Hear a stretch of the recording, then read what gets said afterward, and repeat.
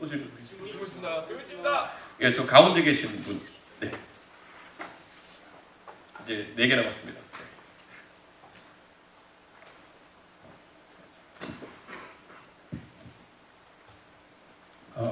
네, 강연 너무 잘 들었습니다. 네. 제가 궁금한 거는 개혁신당이 그 한국 금융시장을 바라보는 그 아젠다가 뭔지 궁금한데요. 예를 들어서 뭐 최근에 홍콩 ELS만 봐도 그 법적 쟁점은 잠시 제쳐두고 그 ELS만 봤을 때 그 상품이 금지할 정도로 잘못된 것인가를 바라보면 그것도 다른 관점이 적용돼야 된다고 생각을 하거든요.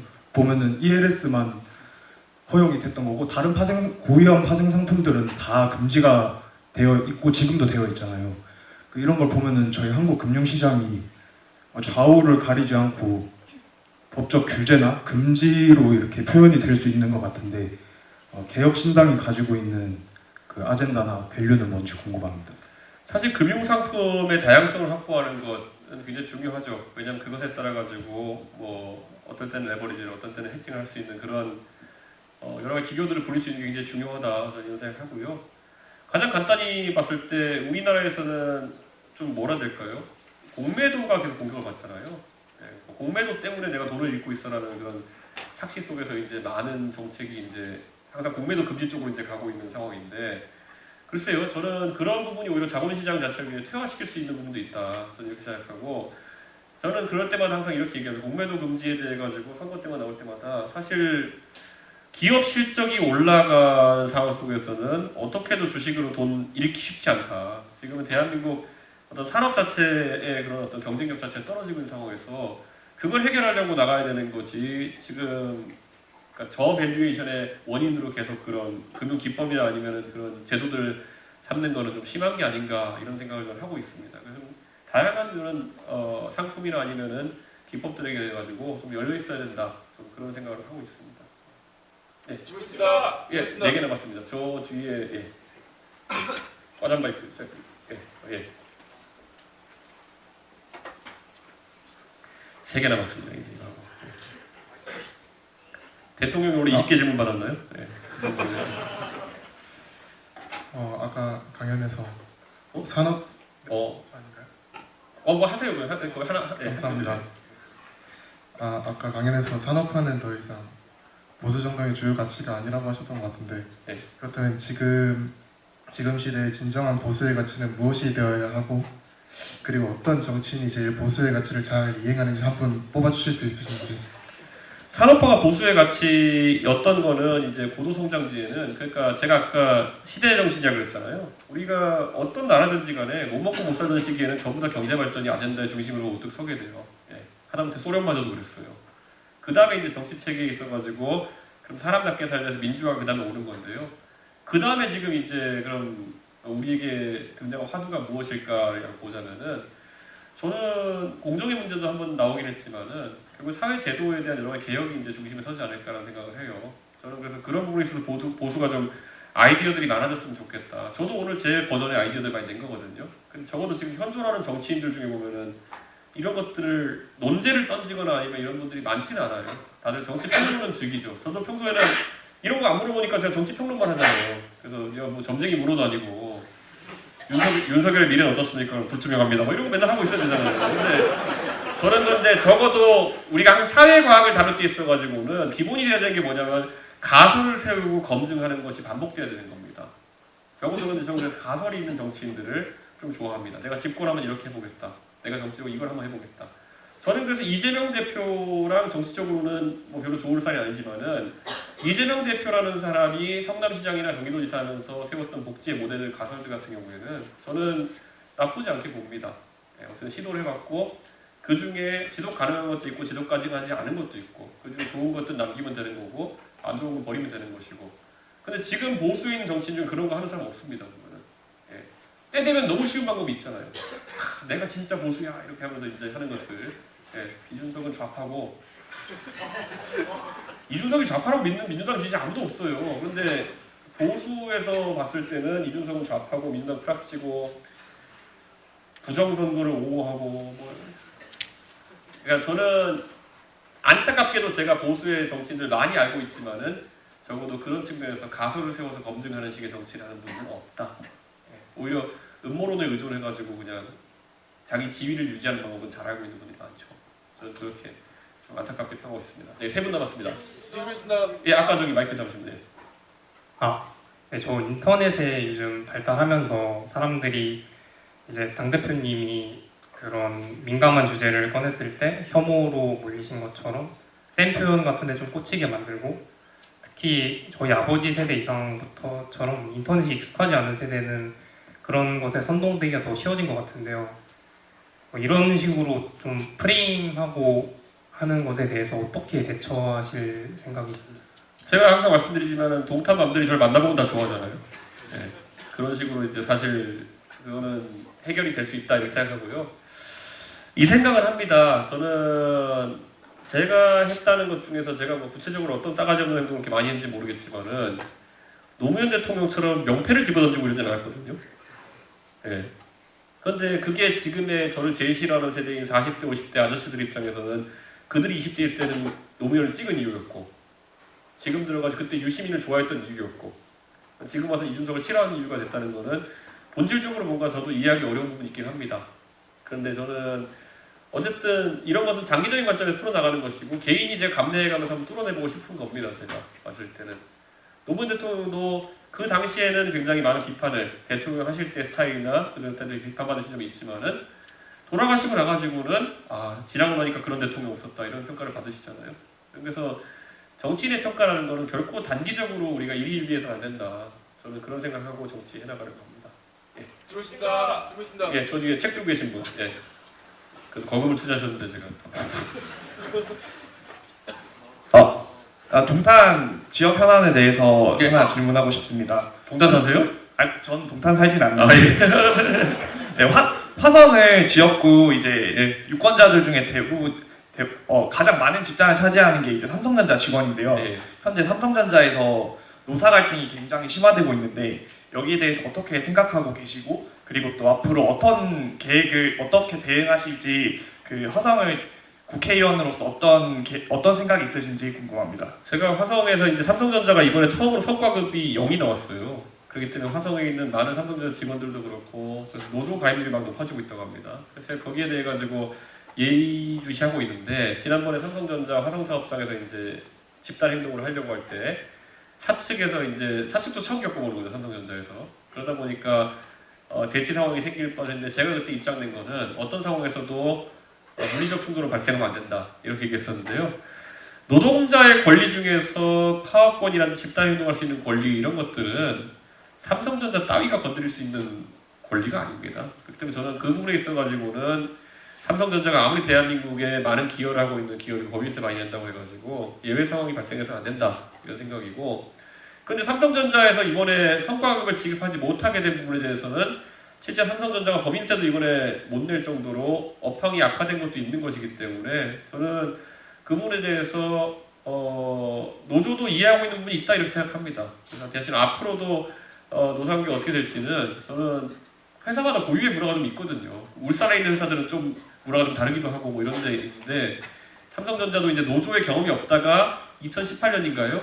이재용 회장이 무노조경영을 포기하겠다 선언하신 뒤로 이제 관계를 형성해 나가고 있는 상황이다 보니까, 그걸 아마 삼성이 선도 기업이다 보니까 어떻게 자리 잡는지 지켜보고 이제 판단해 봐야겠죠. 근데 아까 말했던 것처럼 노동자의 권리라고 있는 건 삼성전자 따위가 박탈할 수 있는 게 아닙니다. 예. 들어오십니다. 네. 그럼 저기 다 비슷해 보이는데, 자 여기 앞에 계신 분. 예. 개괄적으로 질문이긴 합니다만, 네. 그 논쟁이 필요하다는 말에 굉장히 적극적으로 동의합니다. 네. 근데 현실적으로 그러한 대화의 장을 만들어 가실 수가 있을지에 대해 궁금한 거예요. 특히나 정치판 같은 경우에서 지금 개혁신당은 의석수가 4석밖에 없는 걸로 알고 있습니다. 재석입니다. 재석입니까? 지금 재석입니다. 그러니까 그렇게 알고 있는데, 그럼 대화의 장을 현실적으로 만들어갈, 구축해갈 가설이 존재합니까? 저는 이렇게 생각합니다. 결국 그 정치에서 미디어가 중요해진 상황부터는 저는 미디어에서 논리성을 갖춘 사람들이 훨씬 큰 영향력을 발휘할 수 있다. 저는 이런 생각하고요. 적어도 이준석이 하는 말은 주목하더라고요. 예. 근데 이게 그냥 농담이 아니라 적어도 합리성을 잃어버리지 않고 계속 일관된 주장들을 해나가야 된다. 그렇게 생각하고 지금 아까 말했던 유권자가 어느 정도 만들어줘야 된다. 저는 그런 생각을 합니다.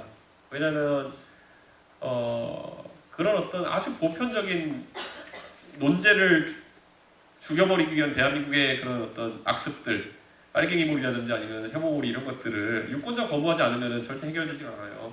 제가 맷집으로 버티고는 있겠지만은 저도 이 짓 하다가 안 바뀌네 그러면 저도 포기할 때가 있겠죠. 그러지 않으려면 그 전에 대한민국이 빨리 정상적인 토론 문화로 바뀌어 나가야 된다. 저는 그런 생각을 합니다. 이미 회사도 바뀌고 다 바뀌었어요. 근데 언론과 정치 환경 속에서는 아직까지 안 바뀐 부분이 좀 있어가지고 우리가 이렇게 가고 있다.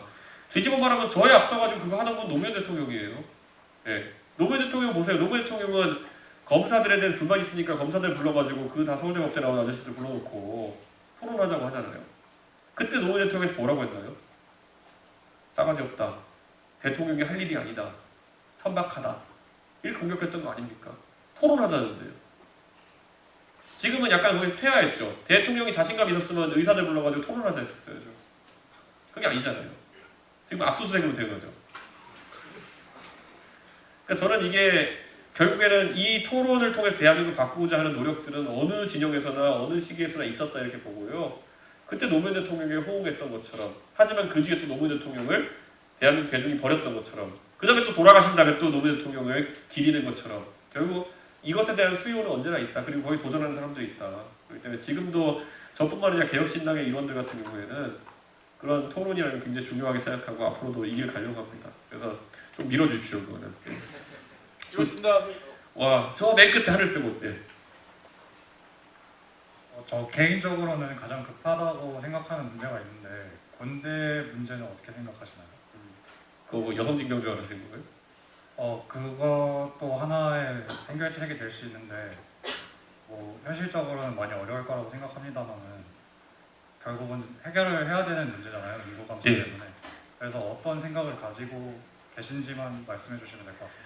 그러니까 이런 거예요. 그 문재인 대통령 시기에 되게 재밌는 제안이 있었어요. 문재인 대통령 시기에 그 전인범 장군님이라고 이제 문재인 대통령에게 군사 자문하시던 특전사령관 출신의 장군님이 있었는데 나중에 문재인 대통령이랑 뭐 헤어지셨는데 그때 자문하실 때 하신 말씀 중에 뭐냐면은 대한민국 이제 전방 경계를 포기해야 될지도 모른다는 얘기했어요.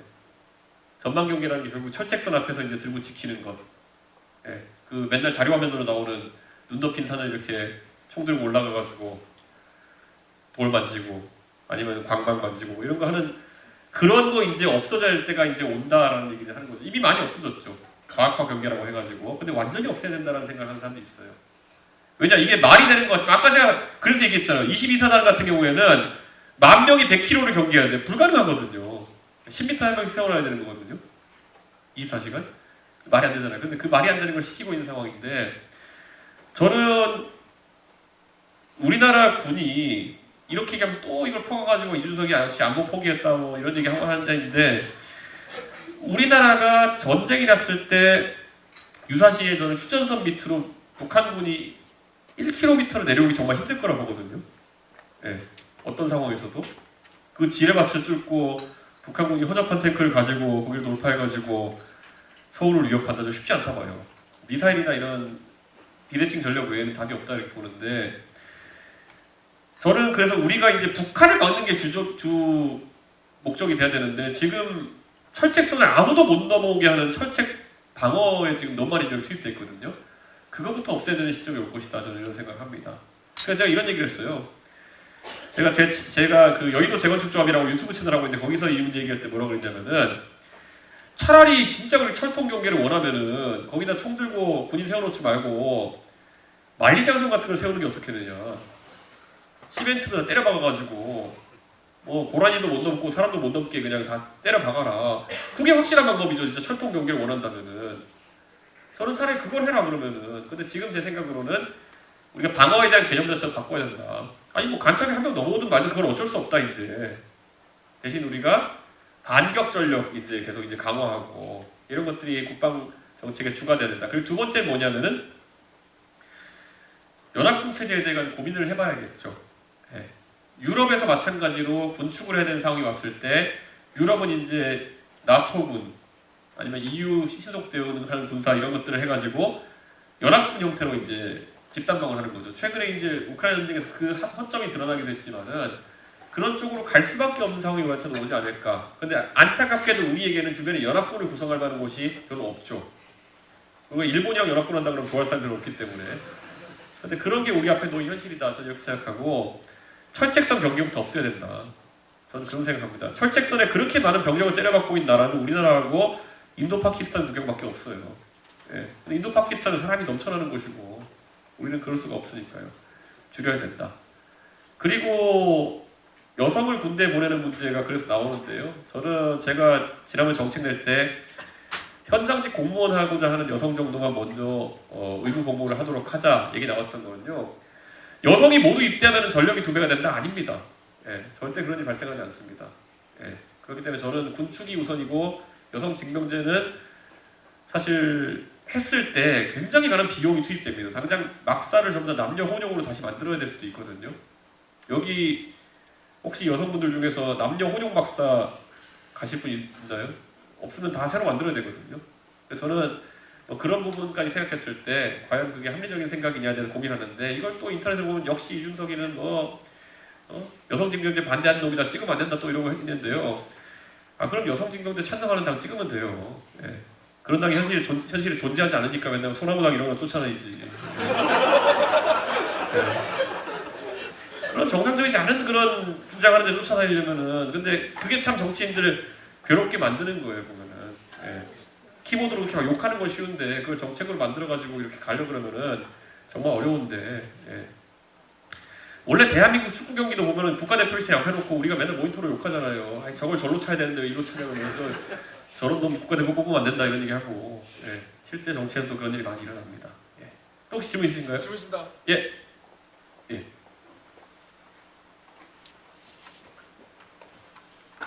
이제 여기 하고 마지막 하나 이제 남았는데. 네.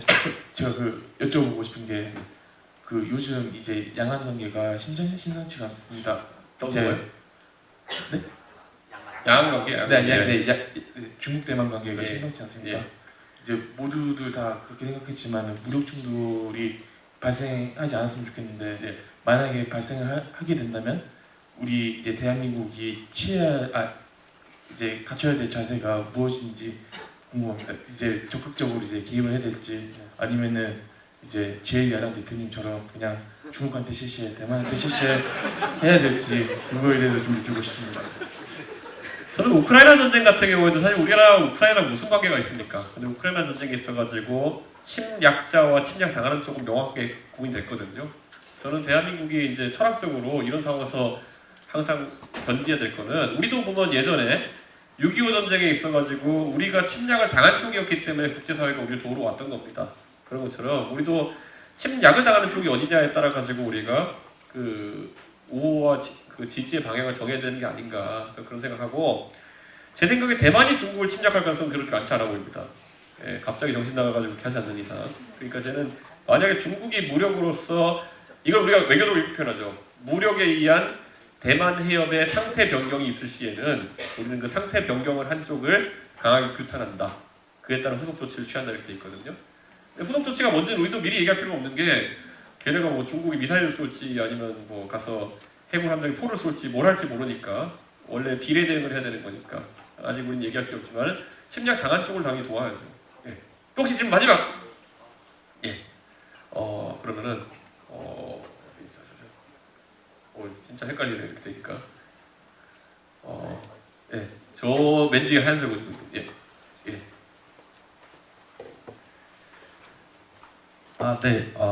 네, 그 마지막 질문이 될 것 같은데요. 예.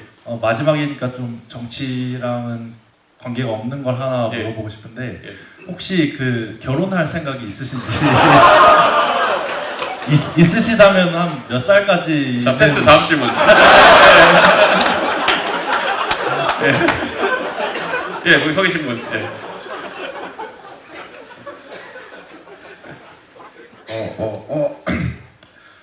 우리나라가 곧 축소 사회로 될 것이다라고 말씀해 주셨는데요. 저 현 상태가 유지된다면 당연히 그렇게 될 것이라고 생각합니다.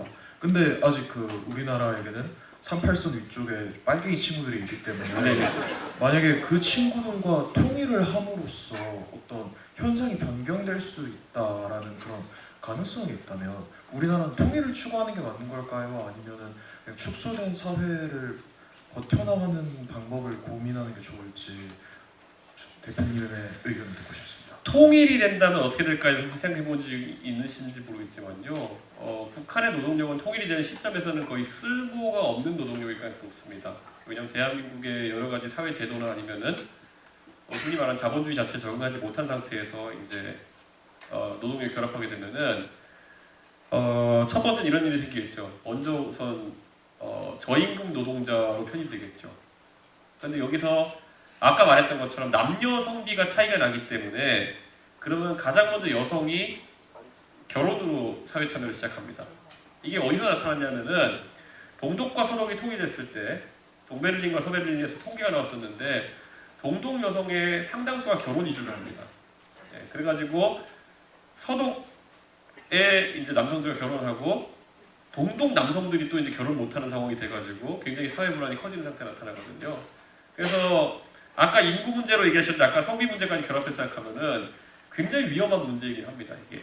그래서 가장 먼저 그 결혼 이주가 많이 일어날 테고요.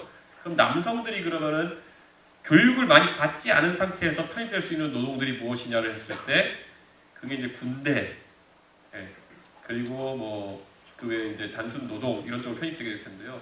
굉장히 큰 변화가 생길 겁니다. 그래서 단순히 어떤 부족한 인구를 벌충하는 정도가 아니라 사회 구조 자체가 많이 바뀔 거다 이런 얘기를 하고요. 제가 이제 태용 의원이랑 출장 가다가 한번 그 같이 오랫동안 버스를 타고 가면서 태용 의원이랑 이 논쟁도 한번 해본 적이 있는데 여러분은 북한이 만약 통일되게 되면은 북한의 토지를 어떻게 우리가 다뤄야 된다고 생각하세요? 첫 번째 할 수 있는 거는 토지를 막 팔아가지고 통일 비용을 댄다 이렇게 될 수도 있고요. 둘째로는 중국식으로 국가가 소유한 다음에 임대 효식으로 간다. 토지 공개념 같이 이렇게 갈 수 있는 거고요. 국가 소유 개념 갈 수 있는 거고. 근데 이런 거 하나하나가 우리가 통일 문제에 있어가지고 그게 준비해야 되는 것이거든요. 왜냐? 우리나라에 지금 서울과 지방의 격차라든지 여러 문제, 그 서울에서 부동산가 폭등이 돼가지고 자산 가치의 상승을 일부 서울에 사는 사람들이 향유하는 문제, 그것에 의한 불공정, 이런 것들을 봤을 때 저는 그런 생각했어요. 저는 토지에 대해 가지고 소유권보다는 임차권만을 인정하는 정책이 옳을 수도 있겠는데 이런 생각을 하긴 했어요. 그러면 또 이제 보수 유튜브에서 이걸 보고 너 역시 빨갱이구나 이렇게 하겠지만은 이런 것들이 고민이 돼야 된다는 거예요. 우리가 대한민국의 성공의 이면 속에 뒤에 있는 대한민국의 부족했던 점이나 아니면은 좀 메꿔야 되는 점을 어떻게 통일로 인해서 생긴 기회에서 그걸 벌충할 것인가. 아까 말씀해 주신 인구의 문제 되게 중요한 문제고요. 그럼 교육 같은 경우도 저희가 뭐 어떤 새로운 방식 시도할 것이냐. 도시계획 같은 것도 어떻게 할 것이냐. 토지 소유의 개념 어떻게 할 것이냐. 이런 게 사실 통일 정책에 있어서 우리가 미리 준비해야 되는 것들인데 잘 안 하죠. 토지 정책이라는 것에 대해 가지고 우리가 공론화해서 논의를 해야 되는데 일부 학자들이나 선생님들이 하고 있는데 그렇게까지 재미있게 다뤄지지 않고 있죠. 저는 그래서 개인적으로 통일교육 같은 거 학교에서 하는 거 굉장히 반대했거든요. 저 어릴 때 통일교육 봤던 거 얼마나 허접합니까? 보면은 막 아이스크림은 얼음 보승 뭐 이런 거. 그거 내가 왜 알아야 되는데요, 그거를. 도시락은 곽밥 뭐 이런 거 내가 왜 알아야 되는데요, 이거를. 그거는 나중에 그러니까 뭐 북한을 알아보자. 북한은 알아볼 필요 별로 없어요, 제 생각에는. 왜냐하면 나중에 사회가 통합되면요, 교육제도, 경제제도 이런 것들 웬만하면 대한민국 제도로 편입될 거예요. 그러니까 북한 사람들이 통일교육 받아서 우리를 공부해야 되는 거지. 우리가 북한 제도를 공부해야 될 필요는 별로 없다. 그러니까 이런 것들 통일 앞서가지고 아까 말씀하신 논제부터 시작해가지고 많이 다뤘으면 좋겠다. 이거 하나 말씀드릴까요? 여기 보면은 뭐 동독과 서독의 통일이 있어서 우리가 공부해야 될 게 많은 게 동독과 서독이 통일한 다음에요. 거기가 평화통일 같지만은 서독은 동독 정치인을 전부 다 법정에 세웠어요. 동독의 서기장이던 호네커 같은 사람을 법정에 세워가지고 탈동독하던 사람을 쏴 죽인 죄로 호네커를 재판에 세웠어요. 그래서 재판받아 죽었거든요. 그럼 자, 우리 여기서 한번 물어볼게요. 김정은은 자기가 천안함도 일으켰고 다 했다고 막 자랑하고 있어요. 그럼 통일이 됐어요. 그럼 김정은 재판에 세워야 됩니까? 말아야 됩니까? 세워야 된다. 말아야 된다. 그럼 김정은 미쳤다고 통일을 왜 합니까? 그러면? 이게 그러니까 이런 것들도 한번 이제 토론해봐야 되는 거예요. 저도 김정 법정에 세워진다 생각합니다. 그런데 이게 이제 우리가 이제 조금씩 괴리가 있을 수 있는 부분이죠. 김정은 미쳤다고 통일하겠습니까? 또는 북한 군부 관계자들 미쳤다고 통일하고 싶겠습니까?